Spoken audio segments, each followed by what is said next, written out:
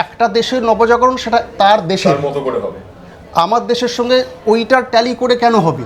আমার দেশের আমি এটাকে নবজাগরণ নাম দিতে পারি, আমি এটা শুধু জাগরণ নাম দিতে পারি, আমি অন্য কিছু নাম দিতে পারি, কিন্তু দুর্ভাগ্যবশত আমাদের নামটাই দেওয়া হয়েছে ইউরোপের রেনেসার অনুকরণে। না, সেই শিক্ষা কোথাও ফিল্ট্রেশন হয়ে ছড়িয়ে পড়লো না, সাধারণ মানুষের কাছে গেল না, বরং সাধারণ মানুষের থেকে তাদের একটা বিরাট বিচ্ছিন্নতা তৈরি হলো। এবার আপনি একটা চিন্তা করুন তো, এই যে কলকাতা শহরের বুকে কত হাজার পিয়ানো বেছে দিল ইংরেজরা এইভাবে।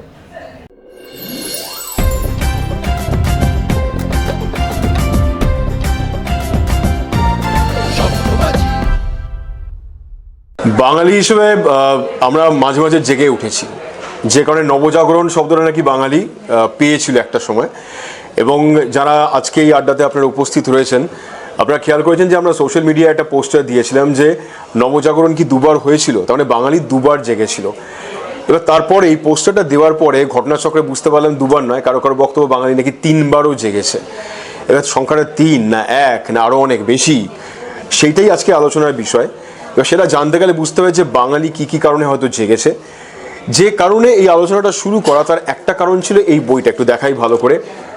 শান্তনু বসু লেখা এই বইটা বাংলা ও বাঙালি বেশ কয়েক মাস আগে আমার হাতে আসে, এবং পড়তে পড়তে বুঝতে পারি যে আগে যা যা বই পড়েছি তারপরে আর একটা অসাধারণ বই পড়লাম, তারপর যোগসূত্র যোগাযোগ ইত্যাদি হয় আমার শান্তনুদার সঙ্গে। এবং শান্তনুদার সঙ্গে যে আড্ডাটা, এই আমাদের কথার যে আড্ডাটা আমরা শুরু করতে চেয়েছিলাম, সেই আড্ডা প্রসঙ্গে তখন শান্তনুদা বললেন তাহলে আরও একজনকে রাখা যেতে পারে, অবশ্যই থাকা উচিত। এবং এই 3 জনের আজকে যে আড্ডা, আমাদের কথা, বাংলার কথা, বাঙালির কথা, এই যে দ্বিতীয় পর্ব, নবজাগরণ কি সত্যি দুবার হয়েছিল নাকি তার বেশিবার, এটা জানার জন্য আমার সঙ্গে আমার বাঁ দিকে রয়েছেন শান্তনু বসু। শান্তনু বসু সাহিত্যিক, সাহিত্যের বিভিন্ন দিকে তাঁর বিচরণ, নাটক এবং অন্যান্য বিষয়ে প্রবন্ধ তিনি লিখেছেন অনেক। তার সঙ্গে সঙ্গে ব্যস্ত সরকারি কর্মচারী, সেটা নিয়ে উনি বেশি কথা বলতে চান না। আসল অবশ্যই তার হাত লেখালেখি কাজ, নানা রকম কাজ। এবং তোমার লেখা বেশ কিছু কাজের মধ্যে একটা কাজ নিয়ে এখন নাটকও হয়েছে, মঞ্চায়িত হয়েছে সম্প্রতি। তো আজকে আমরা যে আলোচনা করব, নবজাগরণ কি সত্যি দুবার হয়েছিল, সেখানে শান্তনু বসু তার মতামত জানাবেন। তার সঙ্গে নাট্যজগৎ যার কাজের জায়গা, তিনি গবেষক, তার সঙ্গে সঙ্গে বর্ধমান বিশ্ববিদ্যালয়ের বাংলা বিভাগের অধ্যাপক মলয় রক্ষিত, তিনিও রয়েছেন আজ আমার সঙ্গে। মলয়দা, অসংখ্য ধন্যবাদ এখানে আসার জন্য। তো মলয়দা, শান্তনুদা এবং আমাদের এই আড্ডা আজকে, যে নবজাগরণ কি সত্যি বাংলায় দুবার হয়েছিল। শান্তনুদা, তোমাকেই জিজ্ঞেস করি প্রথম। সোশ্যাল মিডিয়া পোস্টার হওয়ার পর জানলাম নবজাগরণ নাকি 3বার হয়েছিল, তাহলে কি আমাদের পোস্টারটা কিছু ভুল করেছিলাম আমরা? একটা নবজাগরণ তো আমরা জানি, যেটা দিয়ে আমাদের বাঙালির মানে সবচেয়ে বেশি আগ্রহ, মানে এখনও 19 শতক বললেই বাঙালির একটা কি বলবো যে ভীষণ রকম গর্বের একটা জায়গা, মানে 19 শতক মানে আমাদের যে সময়টা, এবং সমস্ত ক্ষেত্রেই মানে আমাদের যদি বাঙালির জীবন আমরা বলি, বাঙালি সাবেকিয়ানা যদি আমরা বলি, বাঙালির কালচার সংস্কৃতি যদি আমরা বলি, এখনও যেটাকে বাঙালি আঁকড়ে ধরতে চায়, বা আমাদের পুজো পার্বণ উৎসবে যেগুলো হয় না, যে একটা যেটা হিসাবে কোনো রেস্টুরেন্ট প্রমোট করছে, বা আমাদের বিজ্ঞাপনে যেরকমভাবে বাঙালির পোশাক আশাক দিয়ে প্রমোট করা হচ্ছে, মানে সেটা একদম 19 শতকের বাঙালির একটা মডেল, মানে সেটাকেই আমরা বলে থাকি সাবেক বাঙালিয়ানা বলতে যে কথাটা, সেটাই মোরালেস। এইবারে তার আগে এটা তো সব জানা, এবং তার আগে একটা যেটা হয়, যেটা হচ্ছে যে সেটাও খুবই বিখ্যাত, এবং সেটা হচ্ছে চৈতন্য দেবকে কেন্দ্র করে যে বাংলার নবজাগরণ, যে চৈতন্য রেনেসা। তার মানে দুটো যেটা আমরা পোস্টারে লিখেছিলাম, প্রথমটা হচ্ছে চৈতন্য রেনেসা, আর একটা হচ্ছে আমাদের তুমি মানে যেটা আছে আর 19 শতকের মানে 19 শতকের রেনেসা, যেটা চৈতন্যদেবের জীবনকে কেন্দ্র করে, যে তখন যে একটা গোটা বাঙালির যে সমাজে মধ্যযুগে যে আলোড়নটা হয়েছিল, এবং সেই আলোড়নটা যেটা আমাদের ভক্তি মার্গ থেকে, যে ভক্তিবাদ থেকে চৈতন্যদেবের এবং প্রেম ধর্মের যে প্রচার, এবং তারপরে সেই যে চৈতন্যদেবের দিব্য জীবন, সেই জীবন প্রভাবিত করলো সমাজকে, এবং সেই জীবন প্রভাবিত করলো আমাদের সাহিত্যকে। এবং মানে খুব ইন্টারেস্টিং, যিনি চৈতন্যদেব নিজে তো একটা মানে উনি তো নিজে বই লেখেননি কোনো যেতে, কিন্তু চৈতন্যদেব বাংলা, এ তো মলয় পাশে বসে আছে, মলয় আরও ভালো বলতে পারবে, ও তো একবার মানে বাংলার অধ্যাপক বর্ধমান বিশ্ববিদ্যালয়। তো মানে একটা বাংলা পড়তে গেলে তো চৈতন্য সাহিত্য মানে চৈতন্যদেব মানে একে নিয়েই একটা বিরাট অধ্যায় বাংলার ইতিহাসের, তার সাহিত্য। প্রশ্ন আছে এক্ষেত্রে, 19 শতকের যে নবজাগরণ, যেটা চারদিকে মানে বিভিন্ন ক্ষেত্রে সমাজে, শিক্ষা, সাহিত্য, সমাজ, বিভিন্ন ক্ষেত্রকে সত্যি প্রভাবিত করেছিল। চৈতন্যর সময় যে নবজাগরণ যেটা বলছো তুমি, সেটা কি সত্যি অন্যান্য ক্ষেত্রকে এতটা প্রভাবিত করেছিল যে ওটাকে নবজাগরণ বলা যায়? আমি একটু বলি এটা। হ্যাঁ, অবশ্যই, প্লিজ। প্রশ্নটা আসলে এই প্রশ্নটার মূলে আর একটা অন্য দিক আছে, সেটা হচ্ছে যে আমরা এই নবজাগরণ কথাটা কি থেকে তৈরি করলাম? আমরা রেনেসাঁ থেকে পেয়েছি, ইউরোপীয় রেনেসাঁস। এবং ইউরোপীয় রেনেসাঁসের আদলে একটা নবজাগরণকে মাপা, অর্থাৎ ওখানে নবজাগরণ হয়েছিল ইউরোপে, সুতরাং সেইটার সঙ্গে ট্যালি করে আমরা দেখব যে আমাদেরটা কতখানি নবজাগরণ। এটা একটা প্রবণতা, মানে দেখবার একবার প্রবণতা। এই দেখার প্রবণতাটা 20 শতকের শুরুতে আসলে শুরু হলো, তার আগে ছিল না। মানে 20 শতকে এসে আমরা বলতে শুরু করলাম যে এই তো 19 শতকে আমাদের নবজাগরণ হয়েছে। প্রশ্ন ছিল যে কোন সময় থেকে বলা হচ্ছিল যে ওই সময়টা নবজাগরণ, তাহলে 20 শতকের শুরু থেকে। বেশ, এবার সেই সময় যখন এই আলোচনাটা হচ্ছে আমাদের ইতিহাস, মানে বলো যে পৃথিবীতে, না না নতুন করে না, মানে এই সমস্ত আমাদের বিদ্যা চর্চার পরিধিটা বাড়ছে ক্রমশ, মানে বহির্বিশ্বে কি হচ্ছে না হচ্ছে বেশি করে আমরা জানতে পারছি। তখন আমাদের দেশের যারা তাত্ত্বিক বা বলো যা পণ্ডিত মানুষরা যারা বলো, তারা ওইভাবে তখন ভাবছেন, যেটা মলয় যে কথাটা এটা একটা মানদণ্ড। মানে ইতালি হচ্ছে একটা মানদণ্ড, ইতালির রেনেসাঁস একটা মানদণ্ড। সেই মানদণ্ডে দাঁড়িয়ে আমাদের বাংলার রেনেসাঁস কিভাবে হয়েছিল, আদৌ ওটা রেনেসাঁস কিনা, এই বিচারটা তার তুল্যমূল্য জায়গা থেকে করা হচ্ছে, যেটা আসলে ভুল আমি মনে করি। কারণ একটা দেশের নবজাগরণ সেটা তার দেশের মতো করে হবে। আমার দেশের সঙ্গে ওইটার ট্যালি করে কেন হবে? আমার দেশের, আমি এটাকে নবজাগরণ নাম দিতে পারি, আমি এটা শুধু জাগরণ নাম দিতে পারি, আমি অন্য কিছু নাম দিতে পারি, কিন্তু দুর্ভাগ্যবশত আমাদের নামটাই দেওয়া হয়েছে ইউরোপের রেনেসাঁর অনুকরণে। এর প্রথম কথা। দ্বিতীয় কথা হচ্ছে যে সেইটা করার সময় অনেকে বলতে শুরু করলে যে না, এটা আমাদের রেনেসাঁ নয়, মানে 19 শতকে যেটা হয়েছে সেটা আদৌ রেনেসাঁ হয়নি। কেন হয়নি? না, এটা একেবারেই কলকাতা নগর কেন্দ্রিক। এর সঙ্গে গ্রাম, এর সঙ্গে মফস্বল, এর সঙ্গে আমাদের জনজীবনে এটা যদি বলতে হয়, যদি চৈতন্য রেনেসাঁর কথা বলো, চৈতন্য রেনেসাঁর অভিঘাত কিন্তু অনেক বেশি। এবং সেটা আমাদের যদি সারা বাংলার কথা বলা হয়, এবং বাংলা মানে কি, বাংলা মানে তো এখনকার এই ম্যাপটা নয়, তখন বাংলা প্রভিন্স বলতে গেলে এই বিহার, উড়িষ্যা সব মিলিয়ে বাংলা। এবং সেটা দেখা যাচ্ছে যে প্যান বেঙ্গল তো বটেই। এবং শুধু তাই নয়, যে আজকে যে চৈতন্যদেব যে পরিভ্রমণে বেরোলেন, এই যে সারা আজকে যদি দক্ষিণ ভারতেও যাওয়া যায়, তাহলেও দেখা যাবে যে কি মানে চৈতন্যদেবের প্রভাব কতটা, মানে সেটা কিন্তু এটা আমাদের স্বীকার করতেই হবে যে ইউরোপীয় রেনেসাঁর সঙ্গে তুলনা করে ব্যাপারটা যে বলা হচ্ছে, সেটাকে এভাবে আমরা ডিফেন্ড করতে পারি এই অর্থে যে সত্যি আমাদের 19 শতকে যে রেনেসাঁ হয়েছিল, এটা ইউরোপীয় শিক্ষা দীক্ষা সংস্কৃতি না এলে হতো না।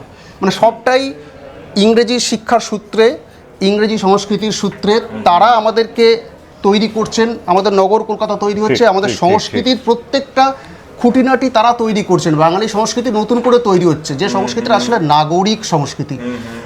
এর আগে সংস্কৃতি ছিল একেবারেই নবদ্বীপ কেন্দ্রিক সংস্কৃতি। এইবার কিন্তু কলিকাতা কেন্দ্রিক সংস্কৃতি তৈরি হলো, যেটাকে আমরা নগর সংস্কৃতি বলছি।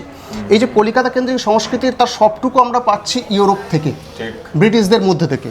ফলে যেটা তৈরি হলো সেটা কি আদৌ আমাদের? এই প্রশ্নটা এখানে উঠে এলো, এক নাম্বার। দ্বিতীয় হচ্ছে যে এইটার সঙ্গে বাকি যে বাংলা, গ্রাম বাংলা, তাদের যোগ কোথায়?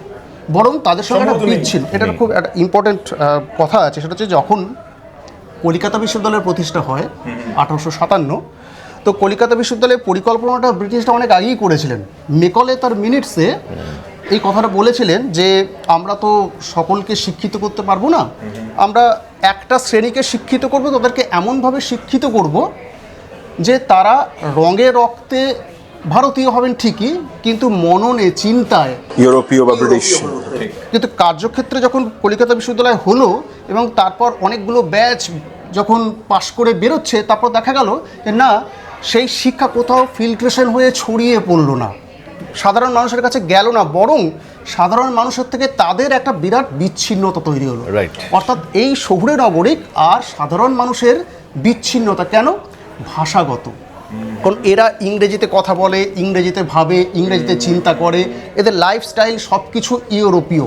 আর যে সাধারণ জনগণ, তাদের সঙ্গে একটা দূরত্ব, ভাষাগত দূরত্ব, সংস্কৃতিগত দূরত্ব স্বাভাবিক। এই বিচ্ছিন্নতাটা ক্রমশ বেড়েছে 19 শতকের দ্বিতীয়ার্ধে, এটা আস্তে আস্তে এইটাই বাড়তে বাড়তে এই বিরাট যে বেড়েছে। মলয় যে কথাটা বলছে, যে এই প্রসঙ্গেই যেটা বলা হয় যে মধ্যবিত্ত শ্রেণী, যেটা এই যে ইংরেজ রাজত্বে যেটা মানে মধ্যবিত্ত শ্রেণীর জন্ম হচ্ছে, মানে এই যে বিশ্ববিদ্যালয় থেকে পড়ে বেরিয়ে চাকরিজীবী, মানে তখনকার ম্যাকুলেট কথা যে বললো মলয়, যে উনি তো ওরা তো ওই রকমই একটা শিক্ষা ব্যবস্থা প্রবর্তন করতে চেয়েছিল যেখান থেকে ওরা ওদের দেশের বাইরের থেকে এত লোক এনে ইংল্যান্ড থেকে এদেশ চালানো তো কঠিন, তার খরচও অনেক বেশি, তার থেকে এদেশে কিছু আমি লোককে তৈরি করে নেবো যারা, হ্যাঁ, যারা আমাদের হয়ে একটা লোয়ার লেভেল কাজটা করবে। টপ লেভেলটা তো আইসিএস ব্রিটিশ এরা থাকলো, এটা একটু লোয়ার লেভেলের কাজটাজগুলো করবে। আরও একটা জিনিস যেটা হচ্ছে, আমি যে এদেরকে এরা এমন ভাবধারায় তৈরি হবে যে এরা মনে প্রাণে ইংরেজ, মানে এটাতে তাতে এদের সুবিধাটা কি, ওরা মেইন পারপাসটা ছিল আমি বেচতে পারবো আমার জিনিসগুলো। আমার যে একটা ইউরোপিয়ান বাড়ির ডেকর, একটা ড্রয়িং রুম, তার কীরকম ডেকর হবে, সেই ডেকারের যেসব জিনিসপত্র লাগে সেই জিনিসগুলো আমি এদেশে বেচতে পারবো। আমি একটা ছোট্ট উদাহরণ দিচ্ছি আপনাদের, আপনি দেখবেন আমাদের সিনেমাতেও আপনারা দেখেছেন, আমাদের সাহিত্যেও ঝুড়ি ঝুড়ি উদাহরণ আছে যে পিয়ানো।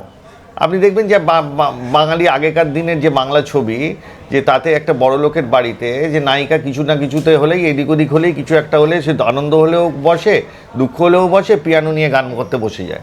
হ্যাঁ, এটাতে এই যে পিয়ানো ব্যাপারটা, পিয়ানো তো আমাদের কোনো কালচারের মধ্যে ছিল না, বাদ্যযন্ত্রের। তাই ইংরেজ আমাদের তা এখনও এটা, তার মানে একটা লোক, বড় লোক পিয়ানো রাখছে বাড়িতে, তার মানে এটাও একটা কালচারাল একটা হয়ে গেল। আমার পিয়ানো না থাকলে আমার জাত যাবে। এই বড় লোকেরা সব দল বেঁধে সে পিয়ানো বুঝুক চাই না বুঝুক একটা করে পিয়ানো কিনতে শুরু করলো, সবার বাড়িতে একটা করে গ্র্যান্ড পিয়ানো থাকে। হ্যাঁ, তার মানে এই নয় কি যে আমি পিয়ানোকে কোনো খাটো করছি, মানে আমার এটা বলার উদ্দেশ্য নয়, মানে যে তার যে বাজনা নিশ্চয়ই পিয়ানো সাউন্ড মানে খুবই সুন্দর, মানে এটাতে। তো এবার আপনি একটা চিন্তা করুন তো, এই যে কলকাতা শহরের বুকে কত হাজার পিয়ানো বেছে দিল ইংরেজরা, এইভাবে এটা তৈরি করলো। মানে এটা মনে আছে আমাকে শান্তনুদা ফোনে বলেছিল যে শুধু পিয়ানো বেচে ইংরেজরা কতটা তাদের বিলিতি অভ্যেস ঢুকিয়ে দিয়েছিল বাঙালিদের মধ্যে। নট অনলি দ্যাট, এটা পিয়ানো একটা কথা বললাম, পোশাক, আশাক, এভরিথিং। তারাই তো আমাদেরকে এটিকেট শিখিয়েছে, তারাই আমাদেরকে পোশাক পরা শিখিয়েছে, যে শরীর ঢাকা কিভাবে পোশাক পরতে হয়। আমাদের বুট, হ্যাট, কোট, এই সমস্ত কিছু আমদানি হচ্ছে তাদের হাত ধরে। তারাই আমাদের একটা স্ট্যান্ডার্ড রূপ তৈরি করছে। এই যে যেমন ধরুন আপনাদের মনে থাকবে তো 74.5 ছবির একটা খুব বিখ্যাত ডায়ালগ, যে ওই যে যখন তুলসী চক্রবর্তী ফিরছেন বাড়িতে, মলিনা দেবী দাঁড়িয়ে আছে সেই সেজে গুজে, মানে ভাবছি যে বর বোধহয় অন্য মহিলার দিকে আকর্ষণ হয়ে গেছে, কলকাতাতে ওরকম একটা পরকীয়া প্রেম চলছে চিঠি পাওয়ার পরে, যখন মলিনা দেবী সেজে গুজে দাঁড়িয়ে আছে, বাবা এখন তো একটা অসামান্য ডায়ালগ আছে তুলসী চক্রবর্তী, চুলে দেখছি আলবেটু কেটেছো। হ্যাঁ, এই যে আলবেটু শব্দটা মানে অ্যালবার্ট চুলভ স্টাইল, মানে তখন ওইখান থেকে যে আলবেটু আছে, দেখবেন যে বাবুদের ওই চুলের স্টাইলও কিন্তু ওই রকম, ও তো মানে 19 শতকের, এই যে সামনের দিকে একটু ঝুলে থাকে, একটুখানি মাঝখান দিয়ে সিঁথি, সামনের একটু ঝুলে, অ্যালবার্ট স্টাইল। মানে এই সমস্ত জিনিসই তো যে তৈরি করছে কলকাতা, একটা মধ্যবিত্ত সমাজ, তার একটা আলাদা সংস্কৃতি তৈরি হচ্ছে। যে কথাটা মলয় বলছিল যে এটার পরে কি হচ্ছে, যে গ্রামের সাথে সেই জিনিসটা তো আর গ্রামে যাচ্ছে না, গ্রাম তার মতন রয়েছে আর কি, যে এটা নিয়ে তখনও তার মধ্যযুগীয় যে সংস্কৃতি, সেটার একটা ধীর ধারায় গ্রামের মধ্যে দিয়ে মানে বইছে। তাই তো নয়, গ্রাম সেই সময়ে অ্যাকচুয়ালি গ্রাম হচ্ছে, কলকাতাকে নগর তৈরি করা হচ্ছে, কলকাতা ক্রমশ পাকা ড্রেন তৈরি হচ্ছে, বড় বিল্ডিং তৈরি হচ্ছে, তার প্রোডাক্টের ফান্ড কোথা থেকে আসছে? গ্রাম। অ্যাকচুয়ালি আমি বলছি গ্রাম, কারণ গ্রাম ক্রমশ দেখুন যে যত 19 শতকে কৃষক বিদ্রোহ থেকে শুরু করে অসংখ্য বিদ্রোহ, এই যে বিদ্রোহগুলো হচ্ছে, এই বিদ্রোহগুলোতে কিন্তু বাবুরা গিয়ে তাদের পাশে দাঁড়াচ্ছেন না, ইংরেজরা তাদেরকে যথেষ্ট রকমভাবে সেই বিদ্রোহকে দমন করছেন, নানান রকম দমন নীতি নিয়ে। অসংখ্য বিদ্রোহ, যদি সুপ্রকাশের বই পড়েন তাহলে দেখবেন যে মানে কি অসংখ্য বিদ্রোহ হয়েছিল, কিন্তু কোনো বিদ্রোহে কলকাতার বাবুরা তাদের পাশে গিয়ে দাঁড়াচ্ছেন না। ঠিক এই বিচ্ছিন্নতা, অর্থাৎ বেল পাকলে কাকের কি, উল্টো দিক থেকেও সেটা সত্যি। তো আমি বলছি যে এই বিচ্ছিন্নতাটাকে যদি আমরা মানি বা বিচ্ছিন্নতাকে যদি আমাদের ভাবতে হয়, তাহলে সত্যি এই নবজাগরণকে আমরা একেবারেই কলকাতা কেন্দ্রিক নাগরিক।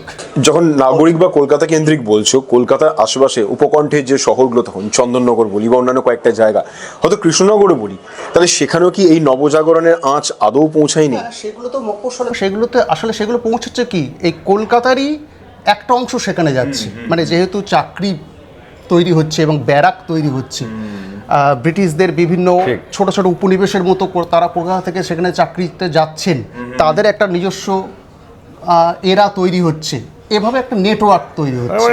মানে ওইখানে একটা ছোট্ট গণ্ডি, হ্যাঁ, মফস্বল শহর যদি সেই সময়কার ভাবি ইংরেজ আমলের, তো ওইখানে বিভিন্ন পদে সরকারি চাকুরিতে কিছু মধ্যবিত্ত যারা চাকরিজীবী তারা রয়েছেন, তাদেরকে কেন্দ্র করে এই একটা ছোট একটা গোষ্ঠী, বাট একটা কোটেরি মতন একটা ছোট্ট একটা ইয়ে তৈরি হচ্ছে। এবং এই জন্যে অনেক জায়গাতে দেখা যাবে যে কোনো একটা ক্লাব কালচারও, মানে এই যে ইউরোপিয়ান ক্লাব, হ্যাঁ, ইউরোপিয়ান ক্লাব বা এইরকম ধরনের কিছু, বা এরকম একটা ক্লাব মফস্বল টাউনের মধ্যে তখন হয়তো ছিল, তারপর কলেজ শুরু হচ্ছে, রাইট। কিন্তু এইগুলোর থেকে বেশি ইম্পর্টেন্ট যে এই সমস্ত গ্রাম বা মফস্বল থেকেই বিভিন্ন প্রতিভাধর ছেলেরা তারা কিন্তু কলকাতায় উঠে আসছে। এবং কলকাতা কাদেরকে নিয়ে বড় হচ্ছে, কলকাতার সেই প্রতিভাগুলোকে নিয়ে বড় হচ্ছে। কলকাতার, যদি তুমি কলকাতার মাটি খোঁজো, কলকাতার মাটি থেকে বড় হওয়া মানুষ বেশি পাবে, নাকি তুমি মফস্বল থেকে আসা কিন্তু কলকাতাকে সমৃদ্ধ করেছে, তুমি এটা অনেক বেশি পাবে। ঠিক।